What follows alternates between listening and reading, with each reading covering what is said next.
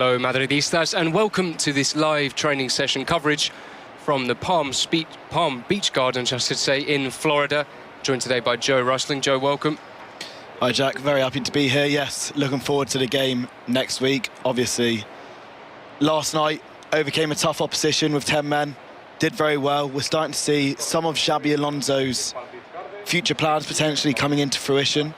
And yes, very excited for the next game. That's right. After the second time trying yesterday, the Xabi Alonso era got off to winning ways against Pachuca in Game 2 of the Club World Cup. 3-1 win with 10 men against the Mexican side. Jude Bellingham getting the first, Arda Guler the second in a lovely move, and Federico Valverde making up for his penalty miss in the first game. Now we're watching just the keepers warming up, and I'm sure we'll be seeing the outfield players. And there they are, coming out very soon. Well, let's talk a bit about that game against Pachuca, Joe. Of course, a much better performance than Game 1 against Al Hilal. Was there a big difference in the performance? For me, yes. I think that you could see just by the patterns of play. I think Arda Guler fit into that system fantastically well. I think he is really going to be a key player going forward this season. I thought Gonzalo Garcia again, excellent. I mean, I think both the first two goals came from him. It came from his hold-up play, whether it was flicking around the corner on the halfway line or him setting up Guler to nicely finish the second. It might not be that pretty, and it's certainly not very modern, but there's a lot to be said about Gonzalo Garcia's style and that hold-up play. I thought, especially in the first game, aside from his goal, you know, just chesting down some of those goal kicks, really linking up the play, letting the likes of Vinny Rodrigo run either side of him while he holds the ball up. He offers a lot to the team, doesn't he? And perhaps could be #2 striker this season. He does. I mean, there was a lot of talk last year about Joselu and how Real Madrid didn't really well. They obviously signed Kylian Mbappé, maybe the best forward in the world, but he's a very different player to Joselu, very different to Gonzalo Garcia. And I think it's something that, for the next season, it's definitely an option for Xabi Alonso going forward. I think he's the perfect man to play that role. I mean, yes, he's young. Yes, he's sometimes a little bit naive in front of goal, for example. But you can see the signs are there. You can see he can hold up the ball well. He can bring players into it. And that's how the first two goals came about. And most importantly, he can score goals too. He can score goals too, yes. I mean, 25 goals for Castilla last season. He's got bags of potential.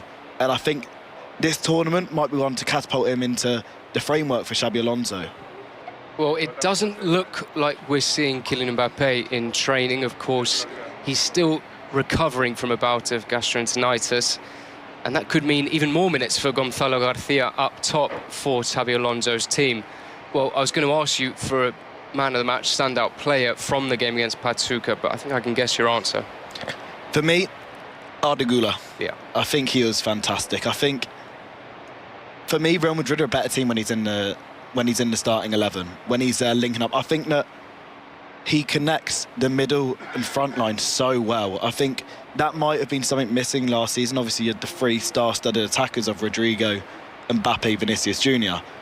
But connecting that in the midfield maybe would have been one of the areas where it could have been improved. And I think Arda Guler drifts into the space so nicely, just finds those holes and can really connect up the play.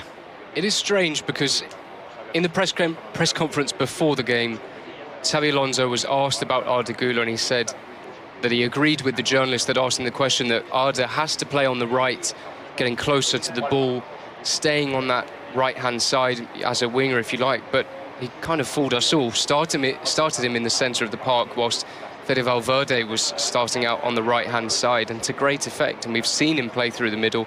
There was that game at the end of last season against Getafe where he started in quite a deep role. And as you said, really influential in the build-up play, really influential in just pulling the strings and, you know, letting the team function around him. As you did hint, we are starting to see maybe traits of Xabi Alonso's Real Madrid. Definitely still early to tell, with just 2 games in and less than 15 training sessions under his belt. It's very much still a work in progress, but we're starting to see the results. Based off of that game against Pachuca, what can we say are we seeing of Xabi Alonso's football? Anything that stands out to you? Any traits in the style of play? I think, obviously, the reminiscence of Carlo Ancelotti's Real Madrid is still there. The directness at times, the quick play going forward. That is Carlo Ancelotti's Real Madrid on the counter-attack. But I think the difference with Xabi Alonso, you're starting to see maybe a few more patterns in play. You're maybe starting to see a few more triangles between the players. I think you can see almost they're building a connection between one another that was maybe a little bit lacking under Ancelotti last season. Obviously, it's very early to tell. I still don't think we've seen what Trent can do. I think he's almost, I don't know if it's nerves. We've barely seen him get forward in the first 2 games. He seems to almost like be holding something back in that regard. I don't know if it's nerves, I don't know if it's just his first couple of games for Real Madrid. He hasn't played badly. He's defended well. He's done his duties there very well. But going forward, I don't think I've seen him put in many crosses that we know him so well for. Yeah, you and I both have seen a lot of him with Liverpool, and I'm sure many of those listening as well. And as you said, yeah, he's synonymous with almost constantly being in the opposition half, always switching the play, always putting in crosses. And yeah, we haven't seen too much of that, whether that is Xabi Alonso's instruction or, as you said, maybe just himself focusing on covering the back and not getting caught out going forward. But it was a 3-1 win for Real Madrid, despite playing with 10 men for about 85 minutes. A hugely impressive performance. The players said after the first game against Al Hilal that they're trying just to keep the ball as much as possible, not do too much running. And the fact they had to play with 10 men for 85 minutes and had to dig deep and run about, probably chase possession at times and not have as much of the ball as they would have liked. Really impressive from the team, and speaks a lot about the team's fitness, even after having such a short break.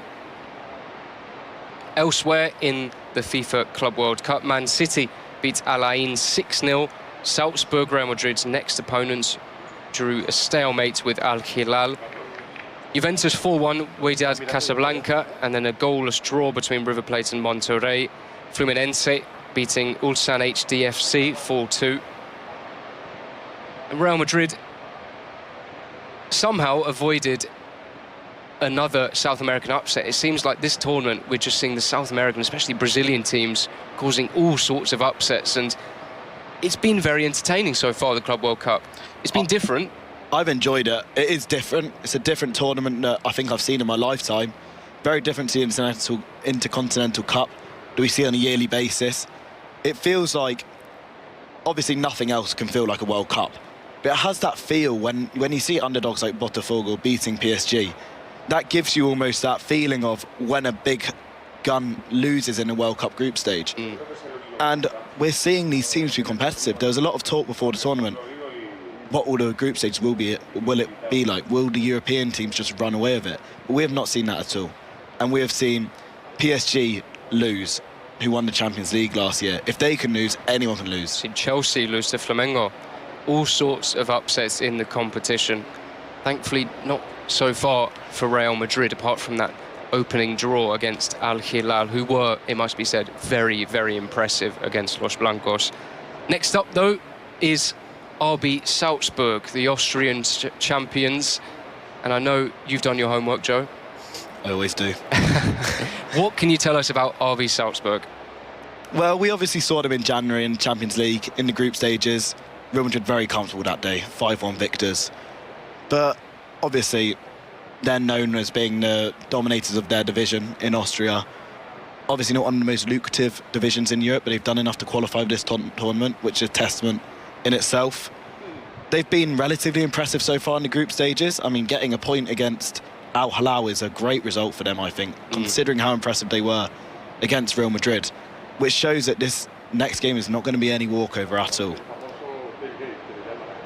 And looking at the team, is there any players that perhaps we should be wary of, looking out for? Well, obviously, Oscar Gluck is the standout player, scored in that first game against Pachuca. And one that's caught my eye recently is the goalkeeper, Christian Savicitsky. Very well done. Who is 18 years old and actually made his debut last week against Pachuca, but kept a clean sheet last night against Al Hilal, looked very impressive in those first 2 games. He's apparently played very well for the reserve team in the Austrian second division last season. You tell me you don't watch the Austrian second division? Well, it depends on my schedule, really. But no, he's looked very impressive, and he could be a breakout star from this tournament. Yep, so Their draw last night took them equal on points with Real Madrid in Group H to 4 points. Real Madrid with a 1 goal better off in the difference. Al Hilal on 2 points, and Pachuca 2 games, 2 losses, -3 goal difference. It's looking like at the moment Real Madrid could be facing Man City in the next round of the tournament. Seems like no matter the competition, no matter the circumstances, Real Madrid play Man City in every tournament every single year. What does that prospect look like for you? I think that, I'm not sure on the scheduling for the last game, so I imagine that Manchester City play after Real Madrid? Yeah. Or they play after. So, obviously, who comes first and second in that Juventus-Manchester City group depends on that result. It could be that Real Madrid win the group, play against Manchester City in second, or the other way around, Manchester City win the group and Real Madrid come second. It's all up in the air. Obviously, Juventus would be the favourable tie. Yeah. But it's kind of out of Real Madrid's control. The only thing they can do is win that final group game. And I guess, Real Madrid have quite a lot of success against Manchester City over the last couple of years. Of course, they made a couple of signings recently, which could be a threat. But it's just intriguing. I think this is all part of this FIFA Club World Cup, isn't it? You see in a World Cup these big nations come up against each other in the early round. You see it in the Champions League. Real Madrid against Man City was a playoff tie in the Champions League last season. So it's not abnormal, and obviously if you want to win it, you have to beat the best. So it will just be another hurdle Madrid have to overcome.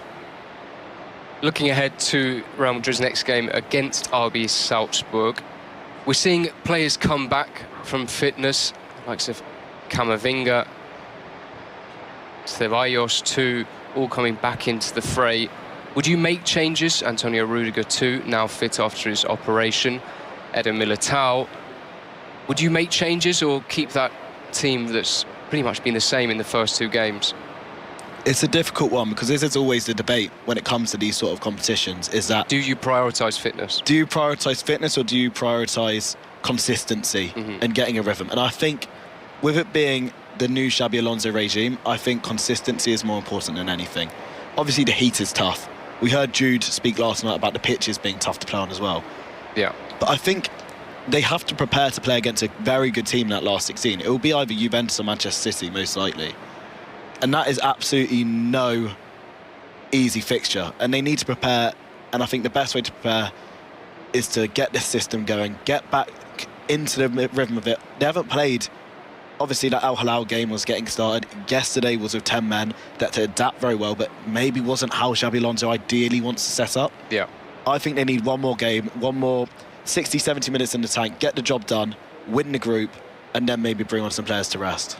You are seeing Dani Carvajal in training too. Hopefully it won't be too long until we see him back on the pitch. It's been so long since that terrible injury for the right back, and that could open up possibly some more opportunities for Trent Alexander-Arnold. I think there's a chance we might see him playing in midfield. We know that both Liverpool and the England setup have tried that experiment. I think that with the sending off with Asensio, and obviously he'll be suspended for, is it the next game or next 2 games? Next game, I believe. Next game, I think we may see Xabi Alonso's 5 at the back formation. I think we'll see Rudiger come back into the starting 11. I think we might see Carvajal on that right-hand side of the 3, and we may see Trent Alexander-Arnold bombing forward. Obviously, that begs the question who missed out in the attack, because everyone played so well yesterday. You can't take out Valverde, you can't take out Guler on that right-hand side. So it's a dilemma, good dilemma to have, but I think we may see a 5 at the back in this final group game. Well, looking at Xabi Alonso's Bayer Leverkusen team, one player that was integral to his setup was Granit Xhaka. And, the kind of player he is, likes, doesn't cover too much ground, but certainly, likes to spray those passes, really stretches the play. That could be Trent, couldn't it, if you think about his qualities? It could be Trent. I think that in midfield, obviously, he's a relatively unknown quantity. We've seen him for England. Very rarely for Liverpool have we seen him there. He's obviously got the passing quality to play there, but being a central midfielder is so much more than that, and we just don't know whether he possesses the quality. I've no doubt that he might be able to do it in the future, but at the moment in this tournament, I don't think it's the best option. And a player we've got to talk about, our compatriot Jude Bellingham, had a fantastic game against Pachuca, albeit playing maybe a bit further back because of the sending off. Do you think that's his future at Real Madrid, more of an out-and-out midfielder, an 8, if you like, rather than where he played in his first season at the tip of the diamond in the number 10? I think potentially, yes. I think that with the attacking quality that there is up front, Jude Bellingham is a great attacker. He's a great number 10. He finds spaces that other players don't find. And he played almost false 9 a lot in his first season. Exactly, and I think that he offers something in that attacking position that not many do in world football. However, if you do play him there, you sacrifice one of the flair players in Mbappé, Vinicius Jr., Rodrigo, and I don't know if Xabi Alonso is prepared to do that. And the beauty of Jude Bellingham is his versatility. He can drop back. We can still enjoy his quality back in midfield, where maybe we see more of his defensive side, his hard-working side, because he can get up and down the pitch. There is absolutely no doubt about it. And, yeah, I think maybe this season we'll see him in a bit more defensive role. OK, so, Joe, you are Xabi Alonso. You've already said you're playing a 5 at the back. Name me your team. I'm playing 5 at the back, obviously. Courtois in goal. Trent. Carvajal if fit. Rudiger, Huijsen. Fran Garcia, left wing-back. I think a midfield... Now's where it gets complicated. Yeah, this is where it gets complicated because we've got... I think Tchouaméni, Valverde are not negotiable. I think they start in that midfield. And then that leaves you with 4 players to play. Obviously, you can play either another midfielder and 3 attackers like that, or you can play... We don't know how he's going to set up like that. Oh, no, it's only 3 players left, sorry. I didn't want to correct. Yeah, there's 3 players left, so you can play 3 in the attack, where you could see maybe Guler, Garcia, Vinicius Jr. You might see an extra man in midfield and 2 up front, where you can play maybe Guler or Bellingham behind Garcia, Vinicius Jr., Mbappe if fit, or Rodrigo. There's so many options. I don't think I can call it on that attacking front, but I think that is why we've seen a 4 at back so much already, because there's so much attacking quality, there's too much to leave out. It's a hard call to leave out one of Bellingham, Guler, Rodrigo, Vinicius Jr. And I think that's why we've seen 4 at the back. I mean, the big question was, before and even after Xabi Alonso joined, was will we be seeing a 5 at the back? Will we be seeing a formation and a system identical to that of the one he utilised at Bayer Leverkusen? But it's not necessarily looking like the case, and he's said various times that, you know, it's not necessarily that important, you know, the system that starts the game or the formation, because that will change throughout the 90 minutes. It will change upon the circumstances, you know. Of course, you know, you go a man down, you're going to have to change some things. And how important, we've said for a long time, Real Madrid have a lot of flexible players that can play across various positions. How important is that, you know, that diversity in both the system and the players that you're utilising? So important. I mean, I just listed there in that starting 11 the amount of different players that can play in different positions, especially across the front line. You also have Valverde, who's been seen at right back. Obviously shouldn't be needed now that Trent is there. We've seen Camavinga at left back.